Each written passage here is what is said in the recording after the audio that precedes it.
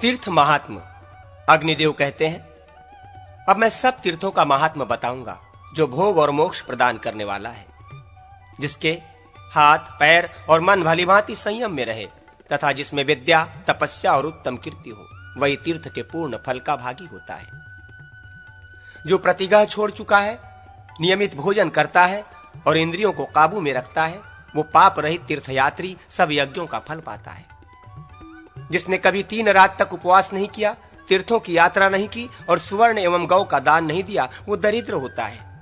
यज्ञ से जिस फल की प्राप्ति होती है, वही तीर्थ सेवन से भी मिलता है। ब्राह्मण, पुष्कर तीर्थ श्रेष्ठ तीर्थ है। वहां तीनों संध्याओं के समय 10,000 कोटि तीर्थों का निवास रहता है। पुष्कर में संपूर्ण देवताओं के साथ ब्रह्मा जी निवास करते हैं। सब कुछ चाहने वाले मुनि और देवता वहां स्नान करके सिद्धि प्राप्त कर चुके हैं। पुष्कर में देवताओं और पितरों की पूजा करने वाले मनुष्य अश्वमेघ यज्ञ का फल प्राप्त करके ब्रह्मलोक में जाते हैं। जो कार्तिक की पूर्णिमा को वहां अन्नदान करता है, वो शुद्ध चित्त होकर ब्रह्मलोक का भागी होता है। पुष्कर में जाना दुष्कर है। पुष्कर में तपस्या का सुयोग मिलना दुष्कर है। पुष्कर में दान का अवसर प्राप्त होना भी दुष्कर है और वहां निवास का सौभाग्य होना तो अत्यंत ही दुष्कर है। वहां निवास, जप और श्राद्ध करने से मनुष्य अपनी 100 पीढ़ियों का उद्धार करता है। वहीं जम्बू मार्ग तथा तंडुलिक आश्रम तीर्थ भी है।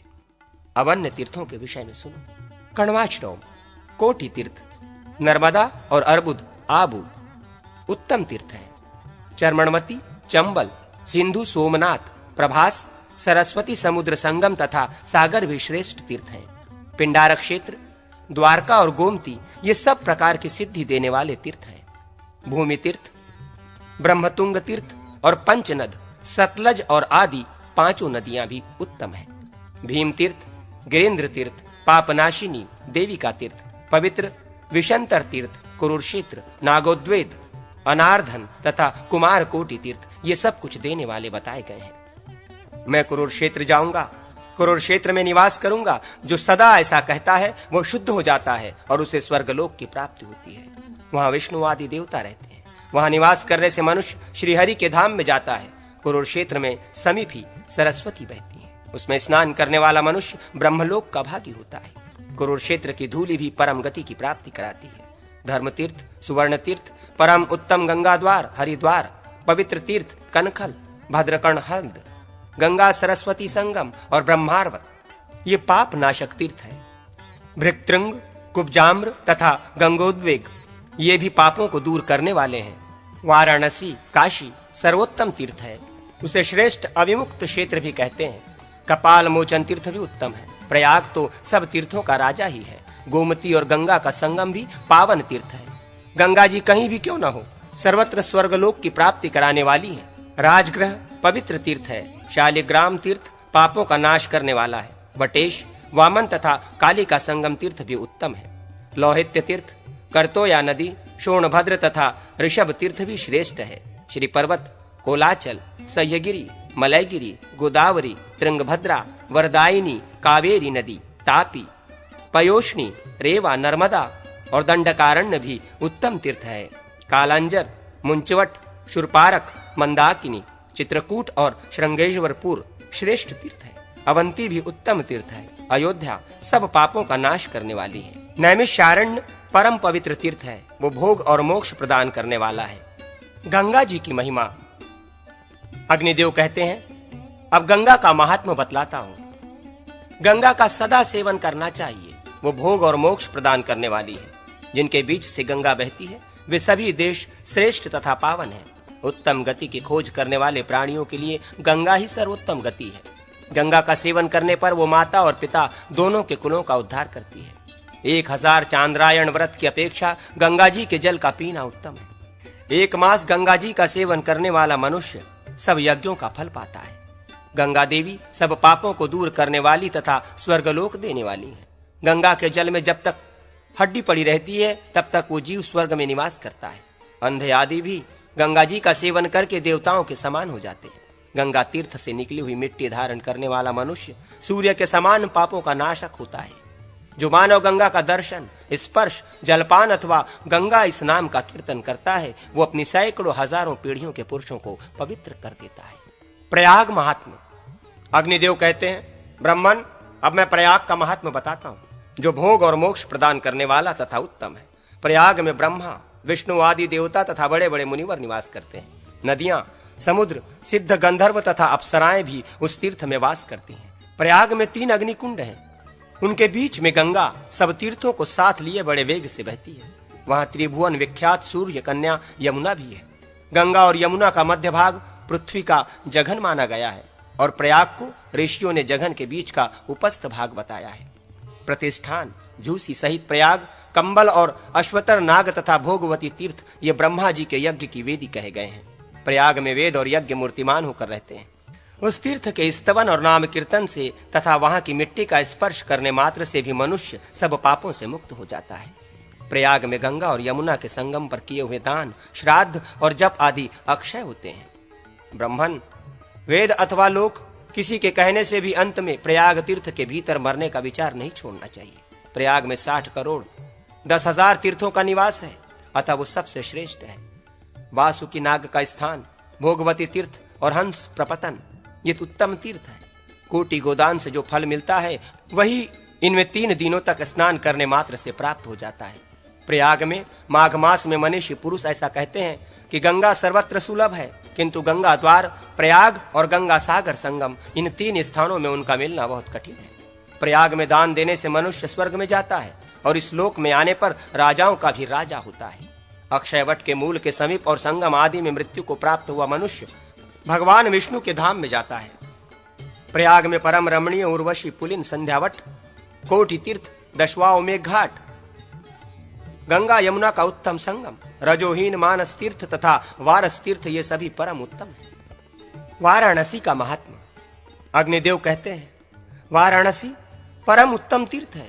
जो वहां श्रीहरि का नाम लेते हुए निवास करते हैं उन सबको वो भोग और मोक्ष प्रदान करता है। महादेव जी ने पार्वती से उसका महात्मा इस प्रकार बतलाया है। महादेव जी बोले, गौरी, इस क्षेत्र को मैंने कभी मुक्त नहीं किया, सदा ही वहां निवास किया, इसलिए वो अविमुक्त कहलाता है।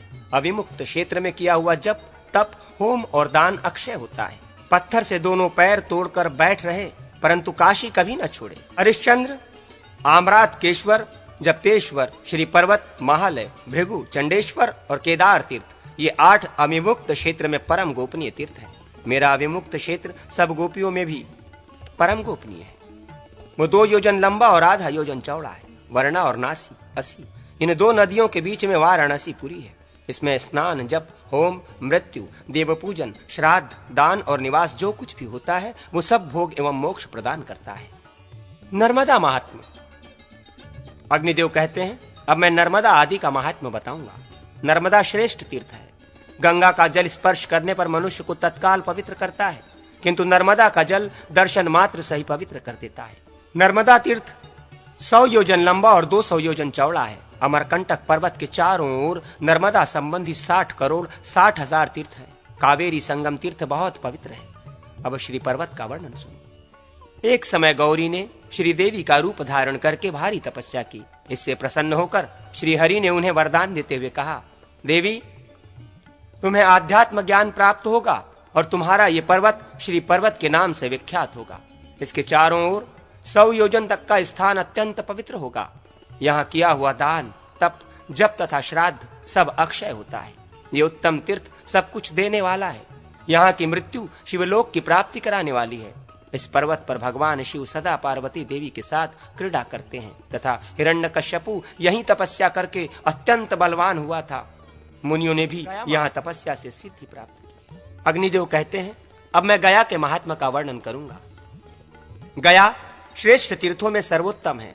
एक समय की बात है, गय नामक असुर ने बड़ी भारी तपस्या आरंभ की।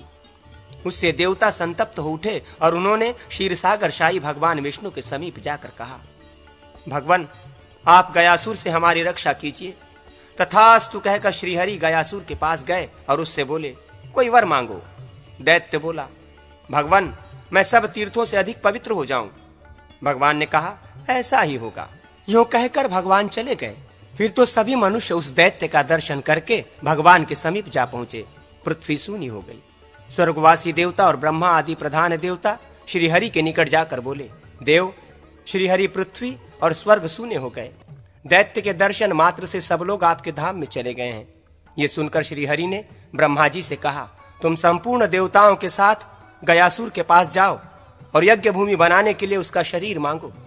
भगवान का यह आदेश सुनकर देवताओं सहित ब्रह्मा जी गयासुर के समीप जाकर उससे बोले, दैत्य प्रवर, मैं तुम्हारे द्वार पर अतिथि होकर आया हूं और तुम्हारे पावन शरीर को यज्ञ के लिए मांग रहा हूं। तथास्तु कहकर गयासुर धरती पर लेट गया। ब्रह्मा जी ने उसके मस्तक पर यज्ञ आरंभ किया। जब पूर्णाहुति का समय आया तब गयासुर का शरीर चंचल हो उठा। ये देख प्रभु ब्रह्मा जी ने पुनः भगवान विष्णु से कहा, देव, गयासुर पूर्णाहुति के समय विचलित हो रहा है। तब श्री विष्णु ने धर्म को बुलाकर कहा, तुम इस असुर के शरीर पर देवमय शिला रख दो और संपूर्ण देवता उस शिला पर बैठ जाएं। देवताओं के साथ मेरी गदाधर मूर्ति भी इस पर विराजमान होगी। ये सुनकर धर्म ने देवमयी विशाल शिला उस दैत्य के शरीर पर रख दी। शिला का परिचय इस प्रकार है। धर्म से उनकी पत्नी धर्मवती के गर्भ से एक कन्या उत्पन्न हुई थी जिसका नाम धर्मव्रता था। वो बड़ी तपस्विनी थी। ब्रह्मा के पुत्र महर्षि मरीचि ने उसके साथ विवाह किया। जैसे भगवान विष्णु श्री लक्ष्मी जी के साथ और भगवान शिव श्री पार्वती जी के साथ विहार करते हैं, उसी प्रकार महर्षि मरीचि धर्मव्रता के साथ रमण करने लगे। एक दिन की बात है। महर्षि जंगल से कुशा और पुष्प आदि ले आकर बहुत थक गए थे। उन्होंने भोजन करके धर्मव्रता से कहा, प्रिय, मेरे पैर दबाओ। बहुत अच्छा कहकर प्रिया धर्मव्रता थके मांदे मुनि के चरण दबाने लगी। मुनि सो गए। इतने में ही वहां ब्रह्मा जी आ गए। धर्मव्रता ने सोचा, मैं ब्रह्मा जी का पूजन करूं या अभी मुनि की चरण सेवा में नहीं लगी रहूं। ब्रह्मा जी गुरु के भी गुरु हैं, मेरे पति के भी पूज्य हैं, अतः इनका पूजन करना ही उचित है। ऐसा विचार कर वो पूजन सामग्रियों से ब्रह्मा जी की पूजा में लग गई। नींद टूटने पर जब मरीचि मुनि ने धर्मव्रता को अपने समीप नहीं देखा तब आज्ञा उल्लंघन के अपराध से उसे शाप देते हुए कहा, तो शिला हो जाएगी। ये सुनकर धर्मव्रता कुपित हो उनसे बोली, मुने, चरण सेवा छोड़कर मैंने आपके पूज्य पिता की पूजा की है, अतः मैं सर्वथा निर्दोष हूं। ऐसी दशा में भी आपने मुझे शाप दे दिया है, अतः आपको भी भगवान शिव से शाप की प्राप्ति होगी। यूं कहकर धर्मव्रता ने शाप को पृथक रख दिया और स्वयं अग्नि में प्रवेश करके वो हजारों वर्षों तक कठोर तपस्या में संलग्न रही। इससे प्रसन्न होकर श्री विष्णु आदि देवताओं ने कहा, वर मांगो। धर्मव्रता देवताओं से बोली, आप लोग मेरे शाप को दूर कर दें। देवताओं ने कहा, शुभे, महर्षि मरीचि का दिया हुआ शाप अन्यथा नहीं होगा। तुम देवताओं के चरण चिन्ह से अंकित परम पवित्र शिला हो जाओगी। गयासुर के शरीर को स्थिर रखने के लिए तुम्हें शिला का स्वरूप धारण करना होगा। उस समय तुम देवव्रता, देवशिला, सर्वदेव स्वरूपा, सर्वतीर्थमयी तथा पुण्यशिला कहलाओगी। देवव्रता बोली, देवताओं, यदि आप लोग मुझ पर प्रसन्न हो तो शिला होने के बाद मेरे ऊपर ब्रह्मा, विष्णु तथा रुद्र आदि देवता और गौरी लक्ष्मी आदि देवियां सदा विराजमान रहें। अग्निदेव कहते हैं, देवव्रता की बात सुनकर सब देवता तथास्तु कहकर स्वर्ग को चले गए। उस देवमय शिला को ही धर्म ने गयासुर के शरीर पर रखा, परंतु वो शिला के साथ ही हिलने लगा। ये देख रुद्र आदि देवता भी उस शिला पर जा बैठे। अब वो देवताओं को साथ लिए हिलने डोलने लगा। तब देवताओं ने क्षीरसागरशाही भगवान विष्णु को प्रसन्न किया। श्री हरि ने उनको अपनी गदाधर मूर्ति प्रदान की और कहा, देवगण, आप लोग चलिए, इस देवगम्य मूर्ति के द्वारा मैं स्वयं ही वहां उपस्थित होऊंगा। इस प्रकार उस दैत्य के शरीर को स्थिर रखने के लिए यथाव्यक्त व्यक्ताव्यक्त उभय स्वरूप साक्षात गदाधारी भगवान विष्णु वहां स्थित हुए। वे आदि गदाधर के नाम से उस तीर्थ में विराजमान है। पूर्व काल में गद नाम से प्रसिद्ध एक भयंकर असुर था। उसे श्री विष्णु ने मारा और उसकी हड्डियों से विश्वकर्मा ने गदा का निर्माण किया। वही आदि गदा है। उस आदि गदा के द्वारा भगवान गदाधर ने हेति आदि राक्षसों का वध किया था, इसलिए वे आदि गदाधर कहलाए। पूर्वोक्त देवमयी शिला पर आदि गदाधर के स्थित होने पर गयासुर स्थिर हो गया। तब ब्रह्मा जी ने पूर्णाहुति दी। तदनंतर गयासुर ने देवताओं से कहा, किस लिए मेरे साथ वंचना की गई है? क्या मैं भगवान विष्णु के कहने मात्र से स्थिर नहीं हो सकता था? देवताओं, यदि आपने मुझे शिला आदि के द्वारा दबा रखा है तो आपको मुझे वरदान देना चाहिए। देवता बोले, दैत्य प्रवर, तीर्थ निर्माण के लिए हमने तुम्हारे शरीर को स्थिर किया है, अतः ये तुम्हारा क्षेत्र भगवान विष्णु, शिव तथा ब्रह्मा जी का निवास स्थान होगा। सब तीर्थों से बढ़कर इसकी प्रसिद्धि होगी तथा पितर आदि के लिए ये क्षेत्र ब्रह्मलोक प्रदान करने वाला होगा। यूं कहकर सब देवता वहीं रहने लगे। देवियों और तीर्थ आदि ने भी उसे अपना निवास स्थान बनाया। ब्रह्मा जी ने यज्ञ पूर्ण करके उस समय ऋत्विजों को दक्षिणाएं दी। 5 कोस का गया क्षेत्र और 55 गांव अर्पित किए गए। यही नहीं, उन्होंने सोने के अनेक पर्वत बनाकर दिए, दूध और मधु की धारा बहाने वाली नदियां समर्पित की, दही और घी के सरोवर प्रदान किए, अन्न आदि के बहुत से पहाड़, कामधेनु गाय, कल्प वृक्ष तथा सोने चांदी के घर भी दिए। भगवान ब्रह्मा ने ये सब वस्तुएं देते समय ब्राह्मणों से कहा, विप्रवरों, अब तुम मेरी अपेक्षा अल्प शक्ति रखने वाले अन्य व्यक्तियों से कभी याचना न करना। यूं कहकर उन्होंने वे सब वस्तुएं उन्हें अर्पित कर दी। तत्पश्चात धर्म ने यज्ञ किया। उस यज्ञ में लोभवश धन आदि का दान लेकर जब वे ब्राह्मण पुनः गया में स्थित हुए, तब ब्रह्मा जी ने उन्हें शाप दिया, अब तुम लोग विद्याविहीन और लोभी हो जाओगे। इन नदियों में अब दूध आदि का अभाव हो जाएगा और ये सुवर्ण शैल भी पत्थर मात्र रह जाएंगे। तब ब्राह्मणों ने ब्रह्मा जी से कहा, भगवान, आपके शाप से हमारा सब कुछ नष्ट हो गया, अब हमारी जीविका के लिए कृपा कीजिए। ये सुनकर वे ब्राह्मणों से बोले, अब इस तीर्थ से ही तुम्हारी जीविका चलेगी। जब तक सूर्य और चंद्रमा रहेंगे तब तक किसी वृत्ति से तुम जीवन निर्वाह करोगे। जो लोग गया तीर्थ में आएंगे वे तुम्हारी पूजा करेंगे। जो हव्य, कव्य, धन और श्राद्ध आदि के द्वारा तुम्हारा सत्कार करेंगे, उनकी 100 पीढ़ियों के पितर नरक से स्वर्ग में चले जाएंगे और स्वर्ग में ही रहने वाले पितर परम पद को प्राप्त होंगे। महाराज गय ने भी उस क्षेत्र में बहुत अन्न और दक्षिणा से संपन्न यज्ञ किया था। उन्हीं के नाम से गयापुरी की प्रसिद्धि हुई। पांडवों ने भी गया में आकर श्री हरि की आराधना की। अग्निदेव कहते हैं, यदि मनुष्य गया जाने को उद्यत हो तो विधि पूर्वक श्राद्ध करके तीर्थ यात्री का वेश धारण कर अपने गांव की परिक्रमा कर ले। फिर प्रतिदिन पैदल यात्रा करता रहे, मन और इंद्रियों को वश में रखे, किसी से कुछ न दान ले। गया जाने के लिए घर से चलते ही पग पग पर पितरों के लिए स्वर्ग में जाने की सीढ़ी बनने लगती है। यदि पुत्र पितरों का श्राद्ध करने के लिए गया चला जाए तो उससे होने वाले पुण्य के सामने ब्रह्म ज्ञान की क्या कीमत है। गौओं की संकट से छुड़ाने के लिए प्राण देने पर भी क्या उतना पुण्य होना संभव है? फिर तो कुरुक्षेत्र में निवास करने की भी क्या आवश्यकता है। पुत्र को गया में पहुंचा हुआ देखकर पितरों के यहाँ उत्सव होने लगता है। वे कहते हैं, क्या यह हमारे पैरों से भी जल का स्पर्श करके हमारे तर्पण के लिए नहीं देगा? ब्रह्म ज्ञान, गया में किया हुआ श्राद्ध, गौशाला में मरण और कुरुक्षेत्र में निवास, ये मनुष्यों की मुक्ति के 4 साधन हैं। नरक के भय से डरे हुए पितर पुत्र की अभिलाषा रखते हैं।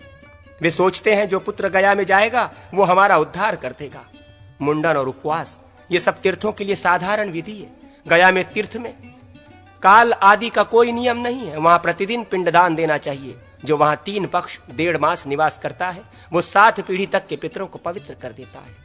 अष्टका तिथियों में, आभ्योदिक कार्यों में तथा पिता आदि की शयाह तिथि को भी वहां गया में माता के लिए पृथक श्राद्ध करने का विधान है। अन्य तीर्थों में स्त्री का श्राद्ध उसके पति के साथ ही होता है। गया में पिता आदि के क्रम से नव देवताक तथा 12 देवता तक श्राद्ध करना आवश्यक है। पहले दिन उत्तर मानस तीर्थ में स्नान करें। परम पवित्र उत्तर मानस तीर्थ में किया हुआ स्नान आयु और आरोग्य की वृद्धि, संपूर्ण पाप राशियों का विनाश तथा मोक्ष की सिद्धि करने वाला है। अतः वहां अवश्य स्नान करें। स्नान के बाद पहले देवता और पितर आदि का तर्पण करके श्राद्ध करता पुरुष पितरों को पिंडदान दे। तर्पण के समय ये भावना करे कि मैं स्वर्ग, अंतरिक्ष और भूमि पर रहने वाले संपूर्ण देवताओं को तृप्त करता हूँ। अंतरिक्ष तथा भूमि के देवता आदि एवं पिता माता का आदि का तर्पण करें। फिर इस प्रकार कहें, पिता, पितामह और प्रपितामह, माता, पितामही और प्रपितामही तथा मातामह, प्रमातामह और वृद्ध प्रमातामह, इन सबको तथा अन्य पितरों को भी उनके उद्धार के लिए मैं पिंड देता हूँ। सोम, मंगल, बुध स्वरूप तथा बृहस्पति, शुक्र, शनैश्वर, राहु और केतु रूप भगवान सूर्य को प्रणाम है। उत्तर मानस तीर्थ में स्नान करने वाला पुरुष अपने समस्त कुल का उद्धार कर देता है। सूर्य देव को नमस्कार करके मनुष्य मौन भाव से दक्षिण मानस तीर्थ को जाए और ये भावना करे, मैं पितरों की तृप्ति के लिए दक्षिण मानस तीर्थ में स्नान करता हूँ। मैं गया में इसी उद्देश्य से आया हूँ, मेरे संपूर्ण पितर स्वर्गलोक को चले जाएं। तदनंतर श्राद्ध और पिंडदान करके भगवान सूर्य को प्रणाम करते हुए इस प्रकार कहे, सबका भरण पोषण करने वाले भगवान भानु को नमस्कार है। प्रभो, आप मेरे अभ्युदय के समय साधक हूँ, मैं आपका ध्यान करता हूँ। आप मेरे संपूर्ण पितरों को भोग और मोक्ष देने वाले हूँ। कव्याट, अनल, सोम, यम, यरमा, अग्निश्वात, बहिर्श्वत तथा आजप्य नाम वाले महाभाग पितृ देवता यहाँ पदार्पण करें। आप लोगों के द्वारा सुरक्षित जो मेरे माता पिता मातामह आदि पितर हैं, उनको पिंडदान करने के उद्देश्य से मैं इस गया तीर्थ में आया हूं। मुंड पृष्ठ के उत्तर भाग में देवताओं और ऋषियों से पूजित जो कनखल नामक तीर्थ है, वो तीनों लोकों में विख्यात है। सिद्ध पुरुषों के लिए जिनकी जीभ लपलपाती रहती है, उस तीर्थ की प्रतिदिन रक्षा करते हैं। वहां स्नान करके मनुष्य इस भूतल पर सुखपूर्वक क्रीड़ा करते हैं और अंत में स्वर्गलोक को जाते हैं। तत्पश्चात महानदी में स्थित परम उत्तम फल्गु तीर्थ पर जाएं। ये नाग जनार्दन कूप वट और उत्तर मानस से भी उत्कृष्ट है। इसे गया का शिरोभाग कहा गया है। गया शिर को ही फल्गु तीर्थ कहते हैं। ये मुंड पृष्ठ और नग आदि तीर्थ की अपेक्षा सार से भी सार वस्तु है। इसे आभ्यंतर तीर्थ कहा गया है, जिसमें लक्ष्मी कामधेनु गौ जल और पृथ्वी सभी फलदायक होते हैं तथा जिससे दृष्टि रमणीय मनोहर वस्तुएं फलित होती है, वो फाल्गु तीर्थ है। फाल्गु तीर्थ किसी हल्के फुल्के तीर्थ के समान नहीं है। फल्गु तीर्थ में स्नान करके मनुष्य भगवान गदाधर का दर्शन करे तो इससे पुण्यात्मा पुरुषों को भी क्या प्राप्त नहीं होता। भूतल पर समुद्र पर्यंत जितने भी तीर्थ और सरोवर हैं, वे सब प्रतिदिन एक बार फल्गु तीर्थ में जाया करते हैं। जो तीर्थराज फल्गु तीर्थ में श्रद्धा के समान स्नान करता है, उसका वो स्नान पितरों को ब्रह्मलोक की प्राप्ति कराने वाला तथा अपने लिए भोग और मोक्ष की सिद्धि करने वाला होता है। श्राद्ध करता पुरुष स्नान के पश्चात भगवान ब्रह्मा जी को प्रणाम करे। उस समय इस प्रकार कहे, कलयुग में सब लोग महेश्वर के उपासक हैं, किंतु इस गया तीर्थ में भगवान गदाधर उपास्य देवता हैं। वहां लिंग स्वरूप ब्रह्मा जी का निवास है। उन्हीं महेश्वर को मैं नमस्कार करता हूँ। भगवान गदाधर वासुदेव बलराम संकर्षण प्रद्युम्न अनिरुद्ध नारायण ब्रह्मा विष्णु नरसिंह तथा वराह आदि को मैं प्रणाम करता हूँ। तदनंतर श्री गदाधर का दर्शन करके मनुष्य अपनी 100 पीढ़ियों का उद्धार कर देता है। दूसरे दिन धर्माण्य तीर्थ का दर्शन करें। वहां मतंग मुनि के श्रेष्ठ आश्रम में मतंग वापी के जल में स्नान करके श्राद्ध करता पुरुष पिंडदान करें। वहां मतंगेश्वर एवं सुसिद्धेश्वर को मस्तक झुकाकर इस प्रकार कहे, संपूर्ण देवता प्रमाणभूत होकर रहें, समस्त लोकपाल साक्षी हों, मैंने इस मतंग तीर्थ में आकर पितरों का उद्धार कर दिया। तत्पश्चात ब्रह्म तीर्थ नामक कूप में स्नान तर्पण और श्राद्ध आदि करें। उस कूप और यूप के मध्य भाग में किया हुआ श्राद्ध 100 पीढ़ियों का उद्धार करने वाला है। वहां धर्मात्मा पुरुष महाबोधि वृक्ष को नमस्कार करके स्वर्गलोक का भागी होता है। तीसरे दिन नियम एवं व्रत का पालन करने वाला पुरुष ब्रह्म सरोवर नामक तीर्थ में स्नान करे। उस समय इस प्रकार प्रार्थना करे, मैं ब्रह्मर्षियों द्वारा सेवित ब्रह्म सरोवर तीर्थ में पितरों को ब्रह्मलोक की प्राप्ति कराने के लिए स्नान करता हूँ। श्राद्ध करता पुरुष तर्पण करके पिंडदान दे, फिर वृक्ष को सींचे। जो वाजपेय यज्ञ का फल पाना चाहता हो, वो ब्रह्मा जी द्वारा स्थापित यूप की प्रदक्षिणा करे।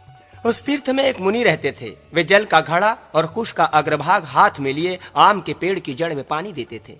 इससे आम भी सींचे गए और पितरों की भी तृप्ति हुई। इस प्रकार एक ही क्रिया 2 प्रयोजन सिद्ध करने वाली हो गई। ब्रह्मा जी को नमस्कार करके मनुष्य अपनी 100 पीढ़ियों का उद्धार कर देता है। चौथे दिन फल्गुनी तीर्थ में स्नान करके देवता आदि का तर्पण करे। फिर गया शीर्ष में श्राद्ध और पिंडदान करे। गया का क्षेत्र 5 कोस का है। उसमें 1 कोस केवल गया शीर्ष है। उसमें पिंडदान करके मनुष्य अपनी 100 पीढ़ियों का उद्धार कर सकता है। परम बुद्धिमान महादेव जी ने मुंड पृष्ठ में अपना पैर रखा है। मुंड पृष्ठ में ही गयासुर का साक्षात सिर है, अतएव उसे गयाशीर कहते हैं। जहां साक्षात गया शीर्ष है, वही फल्गु तीर्थ का आश्रय है। फल्गु अमृत की धारा बहाती है। वहां पितरों के उपदेश से किया हुआ दान अक्षय होता है। दशवाश्वमेघ तीर्थ में स्नान तथा ब्रह्मा जी का दर्शन करके महादेव जी के चरण रुद्रपाद का स्पर्श करने पर मनुष्य पुनः इस लोक में जन्म नहीं लेता। गया शीर्ष में शमी के पत्ते बराबर पिंड देने से भी नरकों में पड़े हुए पितर स्वर्ग को चले जाते हैं और स्वर्गवासी पितरों को मोक्ष की प्राप्ति होती है। वहां खीर, आटा, सत्तू, चरु और चावल से पिंडदान करें। तिल मिश्रित गेहूं से भी रुद्रपाद में पिंडदान करके मनुष्य अपनी 100 पीढ़ियों का उद्धार कर सकता है। इसी प्रकार विष्णुपदी में भी श्राद्ध और पिंडदान करने वाला पुरुष पितृ ऋण से छुटकारा पाता है और पिता आदि ऊपर की 100 पीढ़ियों तथा अपने को भी तार देता है। ब्रह्मपद में श्राद्ध करने वाला मानव अपने पितरों को ब्रह्मलोक में पहुंचाता है। दक्षिणाग्नि, गार्हपत्य अग्नि तथा आहवनीय अग्नि के स्थान में श्राद्ध करने वाला पुरुष यज्ञ फल का भागी होता है। आवस्थ्याग्नि, चंद्रमा, सूर्य, गणेश, अगस्त और कार्तिकेय के स्थान में श्राद्ध करने वाला मनुष्य अपने कुल का उद्धार कर देता है। मनुष्य सूर्य के रथ को नमस्कार करके कर्णादित्य को मस्तक झुकावे, कनेश्वर के पद को प्रणाम करके गया केदार तीर्थ को नमस्कार करे। इससे मनुष्य सब पापों से छुटकारा पाकर अपने पितरों को ब्रह्मलोक में पहुंचा देता है। विशाल भी गया शीर्ष में पिंडदान करने से पुत्रवान हुआ। कहते हैं विशाला नगरी में एक विशाल नाम से प्रसिद्ध राजपुत्र थे। उन्होंने ब्राह्मणों से पूछा, मुझे पुत्र आदि की उत्पत्ति किस प्रकार होगी? ये सुनकर ब्राह्मणों ने विशाल से कहा, गया में पिंडदान करने से तुम्हें सब कुछ प्राप्त होगा। तब विशाल ने भी गया शीर्ष में पितरों को पिंडदान दिखा। उस समय आकाश में उन्हें 3 पुरुष दिखाई दिए जो क्रमशः श्वेत, लाल और काले थे।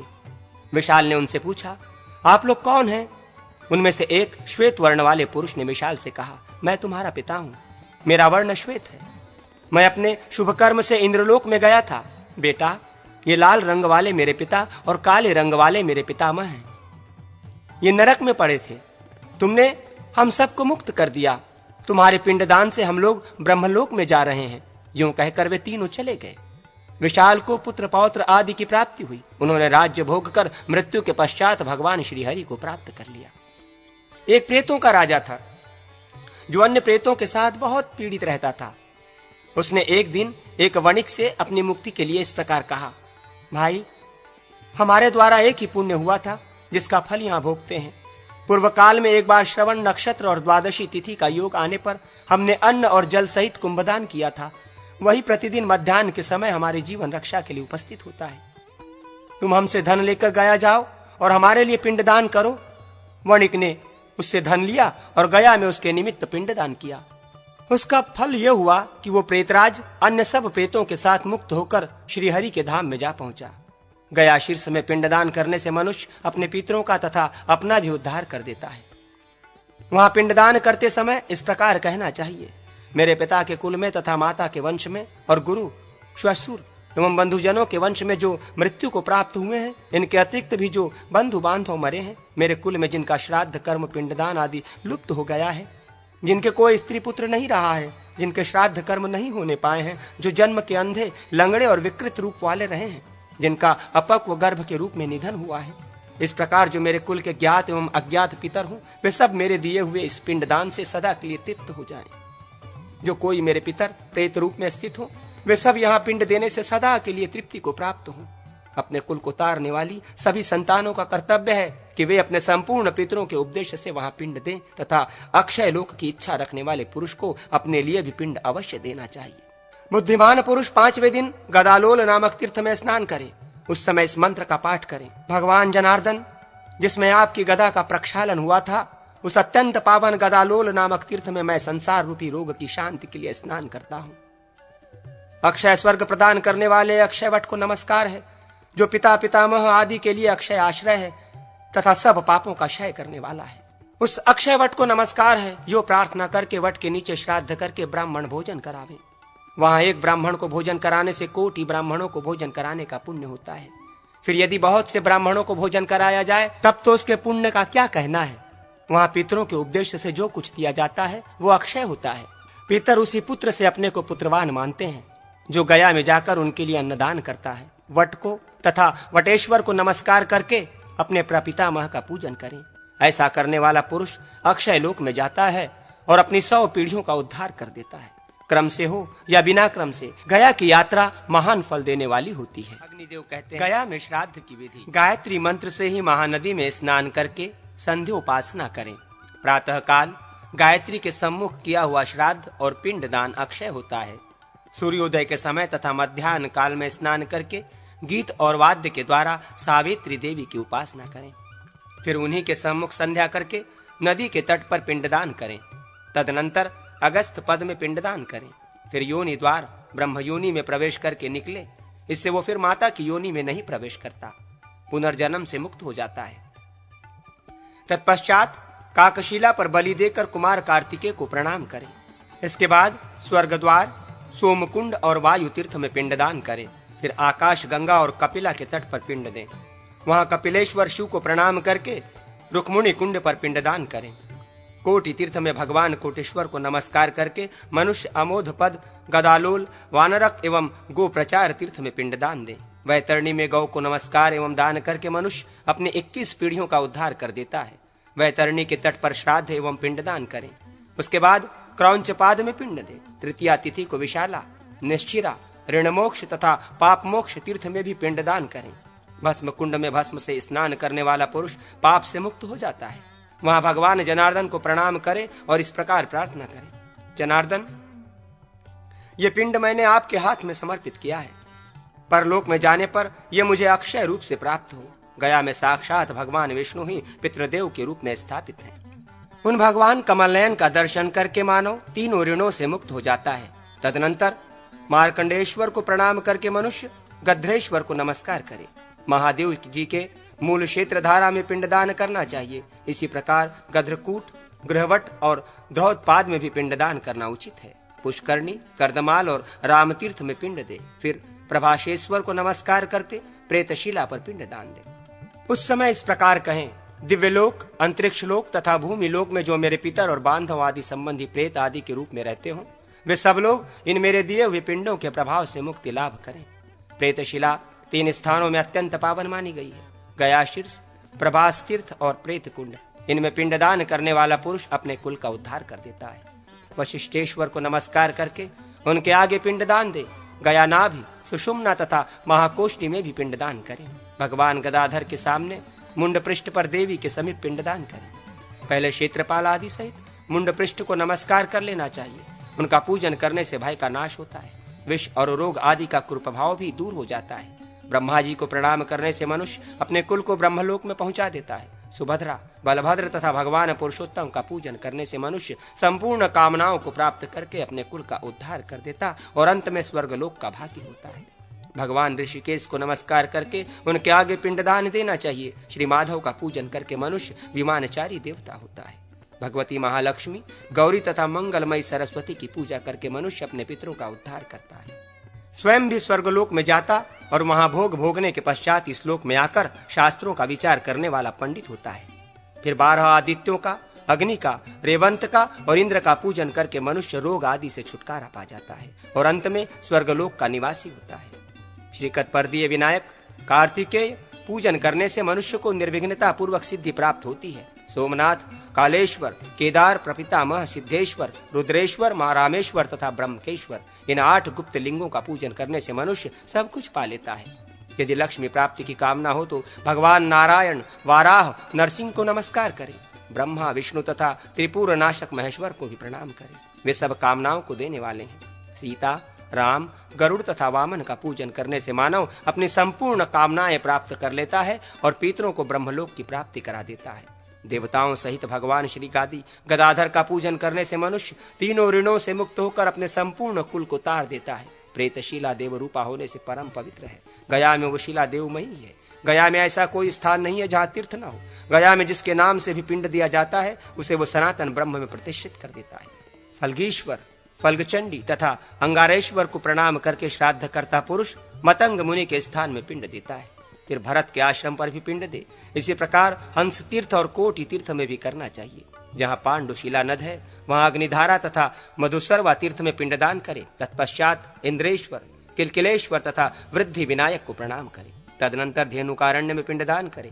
धेनु पद में गौ को नमस्कार करे। इससे वो अपने संपूर्ण पितरों का उद्धार कर देता है। फिर सरस्वती तीर्थ में जाकर पिंड दे। सायंकाल संध्योपासना करके सरस्वती देवी को प्रणाम करे। ऐसा करने वाला पुरुष तीनों काल की संध्योपासना में तत्पर वेद वेदांगों का पारंगत विद्वान ब्राह्मण होता है।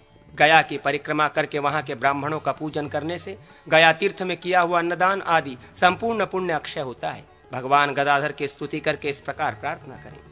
जो आदि देवता गदा धारण करने वाले, गया के निवासी तथा पितर आदि को सद्गति देने वाले हैं, उन योगदाता भगवान गदाधर को मैं धर्म, अर्थ, काम और मोक्ष की प्राप्ति के लिए प्रणाम करता हूँ। वे देह, इंद्रिय, मन, बुद्धि, प्राण और अहंकार से शून्य हैं। नित्य, शुद्ध, बुद्ध, मुक्त, दैत्य शून्य और देवता और दानवों से वंदित हैं। देवताओं और देवियों के समुदाय तथा सदा उनकी सेवा में उपस्थित रहते हैं। मैं उन्हें प्रणाम करता हूँ। वे कली के कल्पश, पाप और काल की पीड़ा का नाश करने वाले हैं। उनके कंठ में वनमाला सुशोभित होती है। संपूर्ण लोकपालों का भी उन्हीं के द्वारा पालन होता है। वे सबके कुलों का उद्धार करने में मन लगाते हैं। व्यक्त और अव्यक्त सब में अपने को स्वरूप विभक्त करके स्थित होते हुए भी वे वास्तव में अविभक्त आत्मा ही हैं।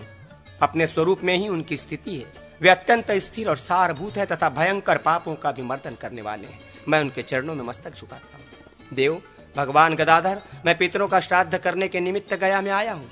आप यहाँ मेरे साक्षी होइए। आज मैं तीनों ऋणों से मुक्त हो गया। ब्रह्मा और शंकर आदि देवता मेरे लिए साक्षी बने। मैं गया में आकर अपने पितरों का उद्धार कर दिया। श्राद्ध आदि में गया के इस महात्मा का पाठ करने से मनुष्य ब्रह्मलोक का भागी होता है। गया में पितरों का श्राद्ध अक्षय होता है, वो अक्षय ब्रह्मलोक देने वाला है। श्राद्ध कल्प। अग्निदेव कहते हैं, महर्षि कात्यायन ने मुनियों से जिस प्रकार श्राद्ध का वर्णन किया था उसे बतलाता हूं। गया आदि तीर्थों में विशेषतः संक्रांति के आदि के अवसर पर श्राद्ध करना चाहिए। अपराह्न काल में, अपर पक्ष, कृष्ण पक्ष में, चतुर्थी तिथि को अथवा उसके बाद की तिथियों में श्राद्धोपयोगी सामग्री एकत्रित कर उत्तम नक्षत्र में श्राद्ध करें। श्राद्ध के एक दिन पहले ही ब्राह्मणों को निमंत्रित करें। सन्यासी, गृहस्थ, साधु अथवा स्नातक तथा श्रोत्रिय ब्राह्मणों को जो निंदा के पात्र न हों, अपने कर्मों में लगे रहते हों और शिष्ट एवं सदाचारी हों, निमंत्रित करना चाहिए। जिनके शरीर में सफेद दाग हो, जो कोढ़ आदि के रोगों से ग्रस्त हों, ऐसे ब्राह्मणों को छोड़ दें। उन्हें श्राद्ध में सम्मिलित न करें। निमंत्रित ब्राह्मण जब स्नान और आचमन करके पवित्र हो जाएं, तो उन्हें देवकर्म में पूर्वाभिमुख बिठावें। देव श्राद्ध, पितृ श्राद्ध में 3-3 ब्राह्मण रहें अथवा दोनों में एक ही ब्राह्मण हो। इस प्रकार माता मह आदि के श्राद्ध में भी समझना चाहिए। शाक आदि से भी श्राद्ध कर्म करवावें। श्राद्ध के दिन ब्रह्मचारी रहें, क्रोध और उतावली ना करें, नम्र, सत्यवादी और सावधान रहें। उस दिन अधिक मार्ग न चलें, स्वाध्याय भी करें, मौन रहें। संपूर्ण पंक्ति मूर्धन्य, पंक्ति में सर्वश्रेष्ठ अथवा पंक्ति पावन ब्राह्मणों में प्रत्येक कर्म के विषय में पूछें।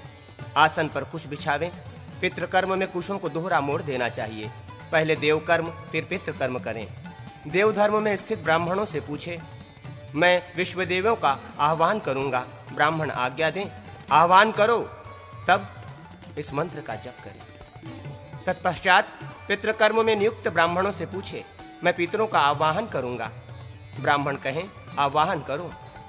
तब उपरोक्त मंत्र का पाठ करते हुए आवाहन करें। फिर इस मंत्र से तिल बिखेर कर आयंतु नमः इत्यादि मंत्र का जप करें। इसके बाद पवित्रक सहित अर्ध पात्र में शनो देवी इस मंत्र से जल डालें। तदनंतर यवोस्सी इस मंत्र से जौ देकर पितरों के निर्मित सर्वत्र तिल का उपयोग करें। इस मंत्र से अर्धपात्र में फूल छोड़ें। अर्धपात्र सोना, चांदी, गुलर अथवा पत्ते का होना चाहिए। उसी में देवताओं के लिए सव्य भाव से और पितरों के लिए अपसव्य भाव से उक्त वस्तुएं रखनी चाहिए।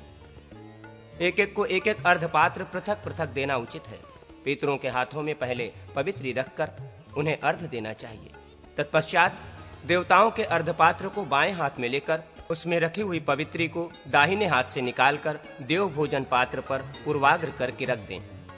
उसके ऊपर दूसरा जल देकर अर्धपात्र को ढककर यूं कहकर देवताओं को अर्घ देकर पात्र को दक्षिण भाग में सीधे रख दें। इसी प्रकार पिता आदि के लिए भी अर्घ दें। उसका संकल्प इस प्रकार है।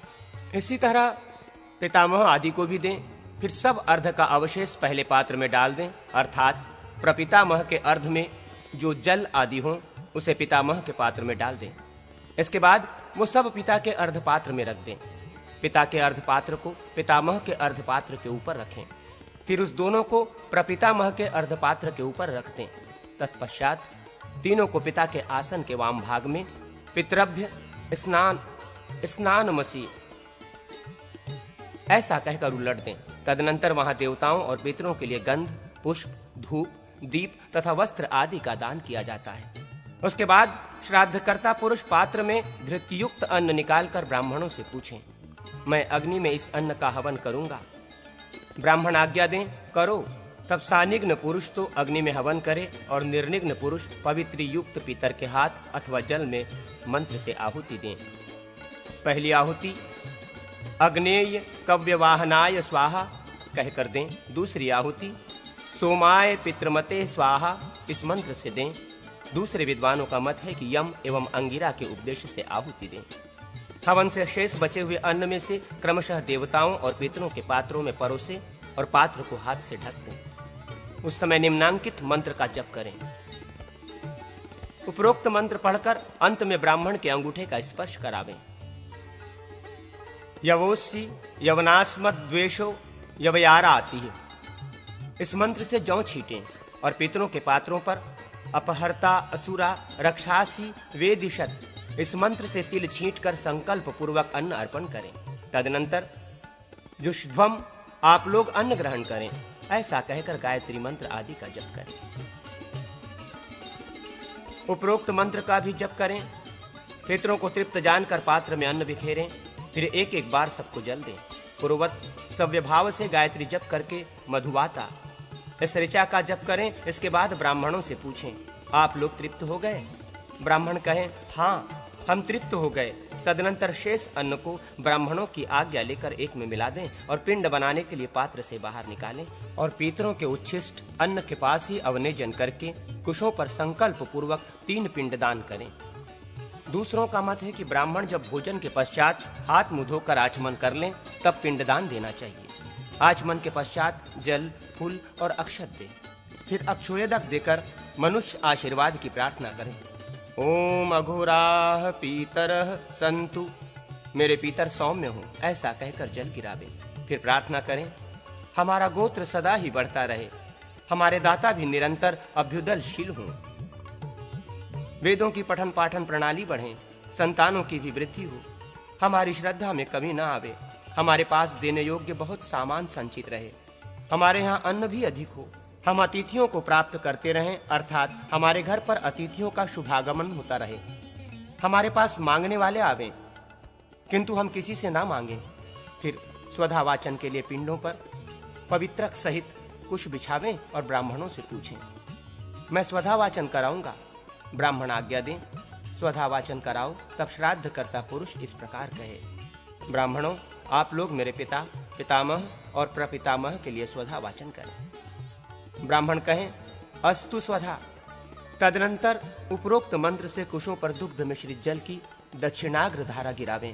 फिर सव्य होकर देवार्ध पात्र को हिला दें और पितरों के अर्ध पात्र को उत्तान करके देव श्राद्ध तथा पितृ श्राद्ध की प्रतिष्ठा के लिए यथाशक्ति क्रमशः सुवर्ण और रजत की दक्षिणा दें। इसके बाद विष्णे देवाः प्रियंताम ऐसा कहकर देवताओं का विसर्जन करें और उपरोक्त मंत्र से पिता आदि का विसर्जन करें। तत्पश्चात सव्य भाव से देवताभ्यस्य इत्यादि पढ़कर भगवान का स्मरण करें। फिर अब सव्य भाव से रक्षादीप को बुझा दें। उसके बाद सव्य भाव से भगवान से प्रार्थना करें। तदनंतर आ मा वाजस्य इत्यादि मंत्र पढ़कर ब्राह्मण के पीछे पीछे जाएं और ब्राह्मण की परिक्रमा करके अपने घर में जाएं। प्रत्येक मास की अमावस्या को इसी प्रकार पार्वण श्राद्ध करना चाहिए। अब मैं एकोदिष्ट श्राद्ध का वर्णन करूंगा। ये श्राद्ध पूर्ववत ही करें। इसमें इतनी ही विशेषता है कि एक पवित्रक, एक ही अर्ध और एक ही पिंड देना चाहिए। इसमें आवाहन, अग्निकरण और विश्वदेव पूजन नहीं होता। जहां तृप्ति पूछनी हो वहां स्वदीतम ऐसा प्रश्न करें। ब्राह्मण उत्तर दें, स्वदीतम उपतिष्ठाम कहकर अर्पण करें। अक्षोदयक भी दें। विसर्जन के समय अभिरत्याम का उच्चारण करें। ब्राह्मण कहे, अभिरताः स्मः। शेष सभी बातें पूर्ववत करनी चाहिए। अब सपिंडीकरण का वर्णन करूंगा। यह वर्ष के अंत में और मध्य में भी होता है। इसमें पितरों के लिए 3 पात्र होते हैं और प्रेत के लिए 1 पात्र अलग होता है। चारों अर्ध पात्रों में पवित्री, तिल, फूल, चंदन और जल डालकर भर दिया जाता है। फिर उन्हीं से श्राद्ध करता पुरुष अर्ध देता है। ये सामना इत्यादि 2 मंत्रों से प्रेत के अर्ध पात्र को क्रमशः तीनों पितरों के अर्ध पात्र में मिलाया जाता है। इसी प्रकार पिंडदान, दान आदि पूर्ववत करके प्रेत के पिंड को पितरों के पिंड में मिलाया जाता है। इससे प्रेत को पृथु पदवी प्राप्त होती है।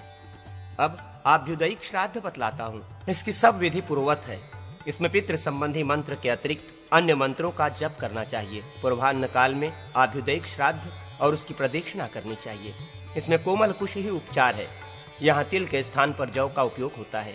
ब्राह्मणों से पितरों की तृप्ति के लिए प्रश्न करते समय संपन्नम का प्रयोग करना चाहिए। ब्राह्मण उत्तर दे, सुसंपन्नम। इसमें दही, अक्षत और बेर आदि के ही पिंड होते हैं। आह्वाहन के समय पूछें, मैं नांदी मुख वाले पितरों का आह्वाहन करूंगा।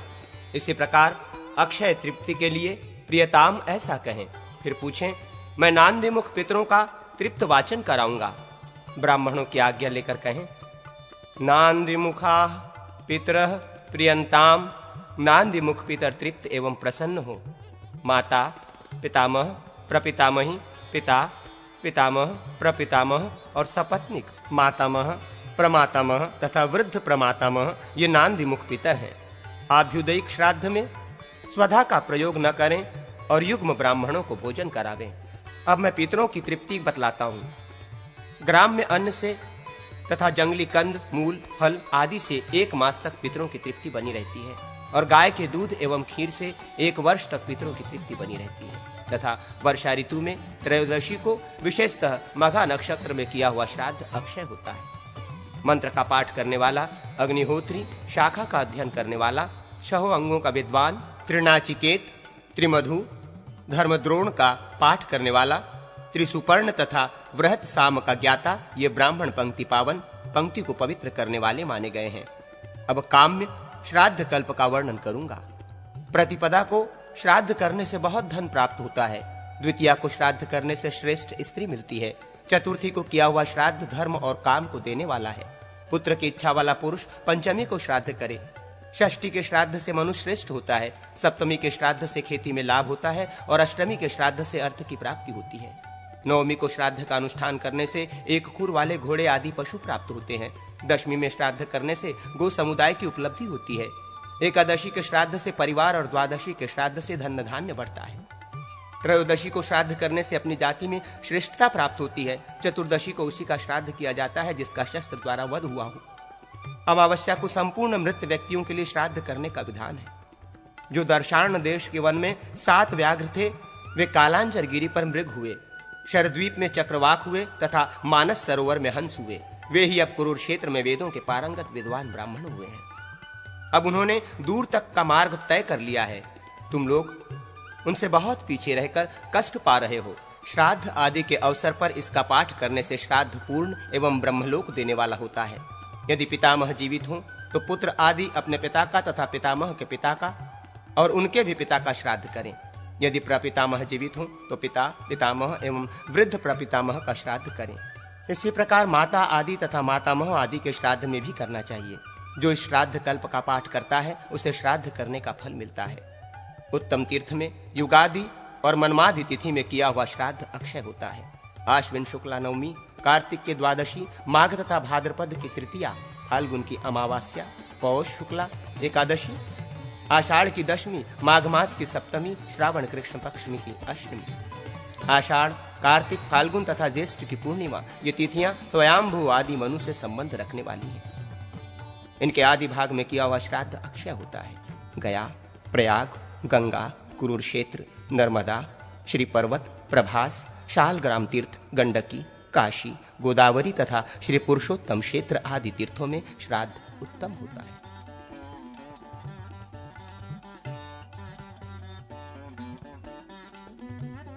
भारतवर्ष का वर्णन।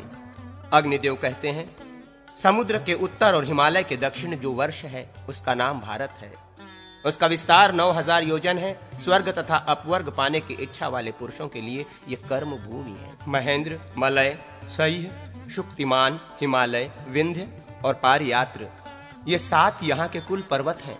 इंद्रद्वीप, कसेरु, ताम्रवर्ण, गभिष्ठमान, नागद्वीप, सौम्य, गांधर्व और वारुण ये 8 द्वीप हैं। समुद्र से घिरा हुआ भारत 9वां द्वीप है। भारत द्वीप उत्तर से दक्षिण की ओर हजारों योजन लंबा है। भारत के उपर्युक्त 9 भाग हैं। भारत की स्थिति मध्य में है। इसमें पूर्व की ओर किरात और पश्चिम में यवन रहते हैं। मध्य भाग में ब्राह्मण आदि वर्णों का निवास है। वेद, स्मृति आदि नदियां पारियात्र पर्वत से निकली हैं। विंध्याचल से नर्मदा आदि प्रकट हुई हैं। सह्य पर्वत से तापी, पयोष्णी, गोदावरी, भीमरथी और कृष्णवेणा आदि नदियों का प्रादुर्भाव हुआ है। मलय से कृतमाला आदि और महेंद्र पर्वत से त्रिसामा आदि नदियां निकली हैं। शुक्तिमान से कुमारी आदि और हिमालय से चंद्रभागा आदि का प्रादुर्भाव हुआ है। भारत के पश्चिम भाग में कुरु, पांचाल और मध्य देश आदि की स्थिति है। जम्बू आदि महाद्वीपों तथा समस्त भूमि के विस्तार का वर्णन। अग्निदेव कहते हैं, जम्बू द्वीप का विस्तार 1,00,000 योजन है। वो सब ओर से 1,00,000 योजन विस्तृत खारे पानी के समुद्र से घिरा है। उस क्षार समुद्र को घेर कर लक्षद्वीप स्थित है। मेघातिथि के 7 पुत्र लक्षद्वीप के स्वामी हैं। शांत भय, शिशिर, सुखोदय, आनंद, शिव, क्षेम तथा ध्रुव, ये 7 ही मेघातिथि के पुत्र हैं। उन्हीं के नाम से उक्त 7 वर्ष हैं। गोमेध, चंद्र, नारद, दुदुम्भी, सोमक, सुमना और शैल, ये उन वर्षों के सुंदर मर्यादा पर्वत हैं। वहां के सुंदर निवासी वैभाज्र नाम से विख्यात हैं। इस द्वीप में 7 प्रधान नदियां हैं। प्लक्ष से लेकर शाक द्वीप तक लोगों की आयु 5000 वर्ष है। वहां वर्णाश्रम धर्म का पालन किया जाता है। आर्य, कुरु, विविंश तथा भावी, यही वहां के ब्राह्मण आदि वर्णों की संज्ञाएं हैं। चंद्रमा उनके आराध्य देव हैं। प्लक्ष द्वीप का विस्तार 2 लाख योजन है। वो उतने ही बड़े इक्षुरस के समुद्र से घिरा है। उसके बाद शालमल द्वीप है, जो प्लक्ष द्वीप से दुगना बड़ा है। वह पुष्मान के 7 पुत्र शालमल द्वीप के स्वामी हुए। उनके नाम हैं श्वेत, हरित, जीमूत, लोहित, वैद्युत, मानस और सुप्रभ। इन्हीं नामों से वहां के 7 वर्ष हैं। वो प्लक्ष द्वीप से दुगना है तथा उससे दुगने परिमाण वाले सुरोध नामक मदिरा के समुद्र से घिरा हुआ है। कुमुद, अनल, बलाहक, द्रोण, कंक, महिष और कुकुद्वान, ये मर्यादा पर्वत है।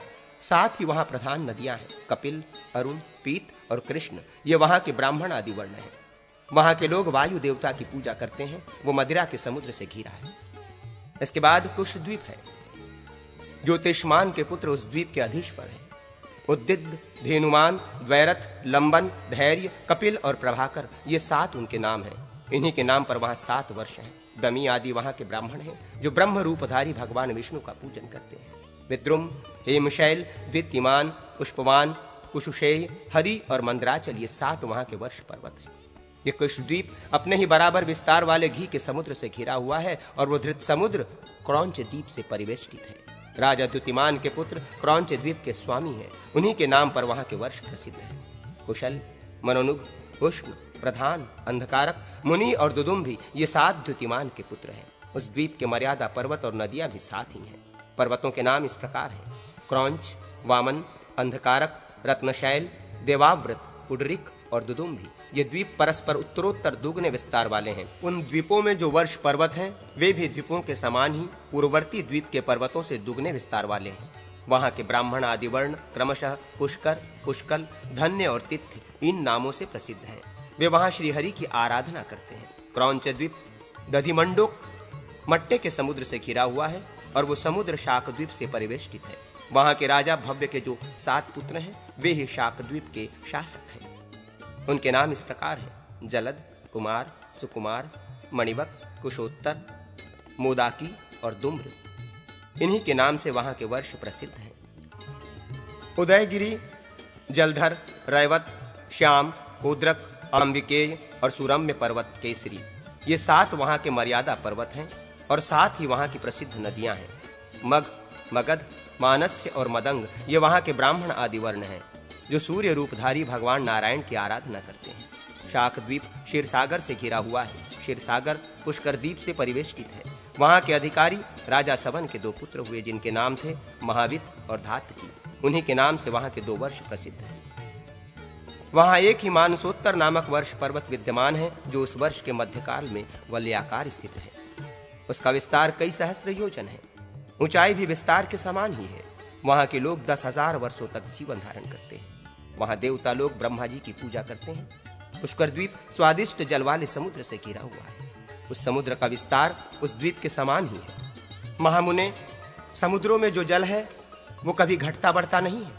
शुक्ल और कृष्ण दोनों पक्षों में चंद्रमा के उदय और अस्तकाल में केवल 5-10 अंगुल तक समुद्र के जल का घटना और बढ़ना देखा जाता है, परंतु इससे जल में न्यूनता या अधिकता नहीं होती है। मीठे जल वाले समुद्र के चारों ओर उससे दुगने परिमाण वाली भूमि सुवर्णमयी है, किंतु वहां कोई भी जीव जंतु नहीं रहते।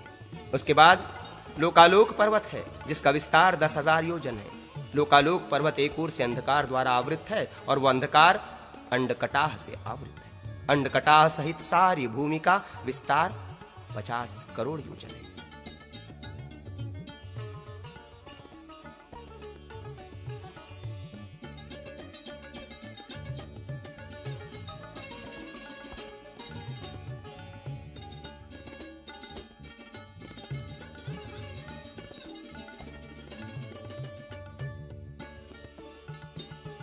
भुवन कोश वर्णन। अग्निदेव कहते हैं, वशिष्ठ, भूमि का विस्तार 70,000 योजन बताया गया है। उसकी ऊंचाई 10,000 योजन है। पृथ्वी के भीतर 7 पाताल हैं। एक एक पाताल 10-10 हजार योजन विस्तृत है। 7 पातालों के नाम इस प्रकार हैं: अतल, वितल, नितल, प्रकाशमान, महातल, सुतल, तलातल और 7वां रसातल या पाताल। इन पातालों की भूमियां क्रमशः काली, पीली, सफेद, कंकरीली, लाल, पथरीली और सुवर्णमयी हैं। वे सभी पाताल बड़े रमणीय हैं। उनमें दैत्य और दानव आदि सुखपूर्वक निवास करते हैं। समस्त पातालों के नीचे शेषनाग विराजमान है, जो भगवान विष्णु के तमोगुण प्रधान विग्रह हैं। उनमें अनंत गुण हैं, इसलिए उन्हें अनंत भी कहते हैं। वे अपने मस्तक पर इस पृथ्वी को धारण करते हैं। पृथ्वी के नीचे अनेक नरक हैं, परंतु जो भगवान विष्णु का भक्त है वो उन नरकों में नहीं पड़ता है। सूर्यदेव से प्रकाशित होने वाली पृथ्वी का जितना विस्तार है, उतना ही नभोलोक, अंतरिक्ष या भुवरलोक का विस्तार माना गया है। वशिष्ठ, पृथ्वी से 1,00,000 योजन दूर सूर्य मंडल है। सूर्य से 1,00,000 योजन की दूरी पर चंद्रमा विराजमान है। चंद्रमा से 1,00,000 योजन ऊपर नक्षत्र मंडल प्रकाशित होता है। नक्षत्र मंडल से 2,00,000 योजन ऊंचे बुध विराजमान है। बुध से 2,00,000 योजन ऊपर शुक्र है। शुक्र से 2,00,000 योजन की दूरी पर मंगल का स्थान है। मंगल से 2,00,000 योजन ऊपर बृहस्पति है। बृहस्पति से 2,00,000 योजन ऊपर शनैश्वर का स्थान है। उनके 1,00,000 योजन ऊपर सप्तर्षियों का स्थान है। सप्तर्षियों से 1,00,000 योजन ऊपर ध्रुव प्रकाशित होता है। त्रिलोकी की इतनी ही ऊंचाई है, अर्थात त्रिलोकी भूभूर्व स्वः के ऊपरी भाग की चरम सीमा ध्रुव ही है। ध्रुव से कोटि योजन ऊपर महरलोक है, जहां कल्पांत जीवी भृगु आदि सिद्धगण निवास करते हैं। महरलोक से 2 करोड़ ऊपर जनलोक की स्थिति है, वहां सनद, सनंदन आदि सिद्ध पुरुष निवास करते हैं। जनलोक से 8 करोड़ योजन ऊपर तपोलोक है, वहां वैराज नाम वाले देवता निवास करते हैं। तपोलोक से 96 करोड़ योजन ऊपर सत्यलोक विराजमान है। सत्यलोक में पुनः मृत्यु के अधीन न होने वाले पुण्यात्मा देवता एवं ऋषि मुनि निवास करते हैं। उसी को ब्रह्मलोक भी कहा गया है। जहां तक पैरों से चलकर जाया जाता है वो सब भूलोक है। भूलोक से सूर्यमंडल के बीच का भाग भुवरलोक कहा गया है। सूर्यलोक से ऊपर ध्रुवलोक तक के भाग को स्वर्गलोक कहते हैं। उसका विस्तार 14,00,000 योजन है। यही त्रैलोक्य है और यही अंडकटाह से घिरा हुआ विस्तृत ब्रह्मांड है। यह ब्रह्मांड क्रमशः जल, अग्नि, वायु और आकाश रूप आवरणों द्वारा बाहर से घिरा हुआ है। इन सब के ऊपर अहंकार का आवरण है। ये जल आदि आवरण उत्तरोत्तर 10 गुने बड़े हैं। अहंकार रूप आवरण महतत्वमय आवरण से घिरा हुआ है। महामुने, ये सारे आवरण एक से दूसरे के क्रम से 10 गुने बड़े हैं। महतत्व को भी आवृत करके प्रधान प्रकृति स्थित है। वो अनंत है, क्योंकि उसका कभी अंत नहीं होता, इसलिए उसकी कोई संख्या अथवा माप नहीं है। मुने, वो संपूर्ण जगत का कारण है, उसे ही अपरा प्रकृति कहते हैं। उसमें ऐसे ऐसे असंख्य ब्रह्मांड उत्पन्न हुए हैं। जैसे काठ में अग्नि और तिल में तेल रहता है, उसी प्रकार प्रधान में स्वयं प्रकाश चेतनात्मा व्यापक पुरुष विराजमान। महाज्ञान मुने, ये संश्रय धर्मी परस्पर संयुक्त हुए प्रधान और पुरुष संपूर्ण भूतों की आत्मभूता विष्णु शक्ति से आवृत है। महामुने, भगवान विष्णु की स्वरूपा भूता व शक्ति ही प्रकृति और पुरुष के संयोग और वियोग में कारण है। वही सृष्टि के समय उनमें शोभ का कारण बनती है। जैसे जल के संपर्क में आई हुई वायु उसकी कर्णिकाओं में व्याप्त शीतलता को धारण करती है, उसी प्रकार भगवान विष्णु की शक्ति भी प्रकृति पुरुष में जगत को धारण करती है। विष्णु शक्ति का आश्रय लेकर ही देवता आदि प्रकट होते हैं। वे भगवान विष्णु स्वयं ही साक्षात ब्रह्म हैं, जिनसे इस संपूर्ण जगत की उत्पत्ति होती है। मुनिश्रेष्ठ, सूर्य देव के रथ का विस्तार 9 सहस्र योजन है तथा उस रथ का इषादंड हर्षा इससे दूना बड़ा, अर्थात 18,000 योजन का है। उसका धूरा 1.5 करोड़ 7 लाख योजन लंबा है। जिसमें उस रथ का पहिया लगा हुआ है, उसमें पूर्वाह्न, मध्याह्न और अपराह्न रूप 3 नाभियां हैं। संवत्सर, परिवत्सर, इडावत्सर, अनुवत्सर और वत्सर, ये 5 प्रकार के वर्ष उसके 5 अरे हैं। 6 ऋतुएं उसकी 6 नेमियां हैं और उत्तर दक्षिण 2 अयन उसके शरीर हैं। ऐसे संवत्सरमय रथ चक्र में संपूर्ण काल चक्र प्रतिष्ठित है। महामते, भगवान सूर्य के रथ का दूसरा धुरा 45,000 योजन लंबा है। दोनों धुरों के परिमाण के तुल्य ही उसके युगार्धों का परिमाण है। उस रथ के 2 धुरों में से जो छोटा है वो और उसका युगार्ध ध्रुव के आधार पर स्थित है। उत्तम व्रत का पालन करने वाला मुने गायत्री, वृहति, उष्णिक, जगति, त्रिष्टुप, अनुष्टुप और पंक्ति ये 7 छंद ही सूर्यदेव के 7 घोड़े कहे गए हैं। सूर्य का दिखाई देना उदय है और उनका दृष्टि से ओझल हो जाना ही अस्तकाल है, ऐसा जानना चाहिए। वशिष्ठ, जितने प्रदेश में ध्रुव स्थित है, पृथ्वी से लेकर उस प्रदेश पर्यंत संपूर्ण देश प्रलय काल में नष्ट हो जाता है। सप्तर्षियों से उत्तर दिशा में ऊपर की ओर जहां ध्रुव स्थित है, आकाश में वो दिव्य एवं प्रकाशमान स्थान ही विराट रूपधारी भगवान विष्णु का तीसरा पद है। पुण्य और पाप के क्षीण हो जाने पर दोष रूपी पंख से रहित संयत चित्त महात्माओं का यही परम उत्तम स्थान है। इस विष्णु पद से ही गंगा का प्राकट्य हुआ है, जो स्मरण मात्र से संपूर्ण पापों का नाश करने वाली है। आकाश में जो सुषुमार सुस की आकृति वाला ताराओं का समुदाय देखा जाता है, उसे भगवान विष्णु का स्वरूप जानना चाहिए। उस सुषुमार चक्र के कुछ भाग में ध्रुव की स्थिति है। वो ध्रुव स्वयं घूमता हुआ चंद्रमा और सूर्य आदि ग्रहों को घुमाता है। भगवान सूर्य का वो रथ प्रतिमास भिन्न भिन्न आदित्य देवता, श्रेष्ठ मुनि, ऋषि, गंधर्व, अप्सरा, ग्रामणी, यक्ष, सर्प और राक्षसों से अधिष्ठित होता है। भगवान सूर्य ही सर्दी, गर्मी तथा जल वर्षा के कारण है। वे ही ऋग्वेद, यजुर्वेद और सामवेद में भगवान विष्णु हैं। वे ही शुभ और अशुभ के कारण हैं। चंद्रमा का रथ 3 पहियों से युक्त है। उस रथ के बाएं और दाएं भाग में कुंद कुसुम की भांति श्वेत रंग के 10 घोड़े जुते हुए हैं।